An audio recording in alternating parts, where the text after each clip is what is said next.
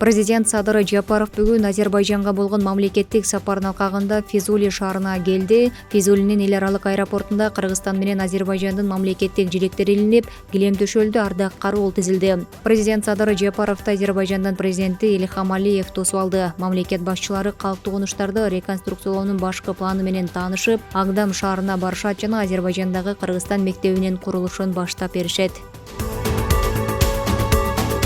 Баку шаарында Чыңгыз Айтматовдун эстелигинин ачылыш аземи болду. Салтанатка Садыр Жапаров менен Ильхам Алиев катышкан. Президенттер Чыңгыз Айтматовдун эстелигинин ачылышы Кыргызстан менен Азербайжандын ортосундагы достуктун, бир туугандыктын жана биримдиктин символу экенин белгилешти. Ошондой эле Алиев жазуучу менен болгон жолугушуусун эстеп, анын жарандык позициясын жана өз тамырларына берилгендигин билдирген. Эстелик Бакунун Азаттык борбордук көчөлөрүнүн бириндеги паркка орнотулду. Министрлер кабинетинин төрагасы Акылбек Жапаров президент Садыр Жапаровго кызматтык милдетин так аткарбаган бир катар мамлекеттик органдардын жетекчилерине сөгүш жарыялоону сунуштай турганын өкмөттөн билдиришти. Жазалануучулардын арасында санариптик өнүктүрүү министри Нурия Кутнаева, транспорт министри Тилек Текебаев, маданият министри Алтынбек Максутов жана президенттин Ош облусундагы өкүлү Элчибек Жантаев бар. Булардан тышкары санариптик өнүктүрүү министрлигинин жаратылыш ресурстары жана саламаттык сактоо министрликтеринин башчыларынын орун басарлары да сөгүш алмакчы. Ошондой эле Тышкы иштер министринин башчысы Жээнбек Кулубаев менен Улуттук инвестиция агенттигинин директору Талантбек Имановго эскертүү берүү сунушталды. Айрым райондордун акимдери менен орун басарларын кызматтан алуу маселеси каралары да айтылууда.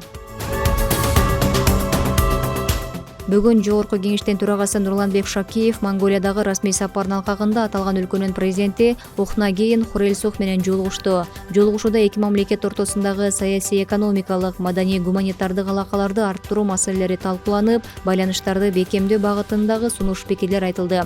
Төрага Нурланбек Шакиев кыргыз-монгол мамилелери акыркы жылдары жигердүү өнүгүп жатканын баса белгиледи.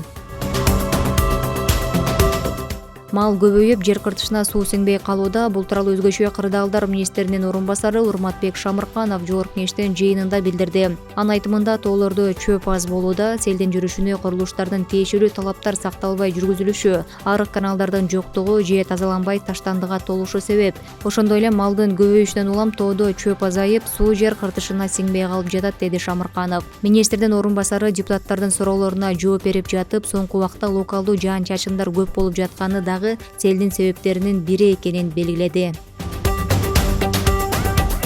Ош шаарынын Борбордук аянтында бүгүн мектеп окуучулары арасында ураанын манас аталышындагы манас айтуу боюнча республикалык кароо сынак өттү. Ага жалпы жоондан 3000 окуучу катышып, кыргыз жана англис тилдеринде манас айтышты. Бул тууралуу Ош шаардык мэриясынан билдирди. Иш-чарада Ош шаарынын мэринин орун басары Нурбек Кадыров, Кыргыз улуттук манас театрынын жетекчисинин орун басары Нурбек Талантбеков катышуучуларга ийгилик каалашып, уюштуруучуларга ыраазычылык баракчалары жана төш белгилерди тапшырышты.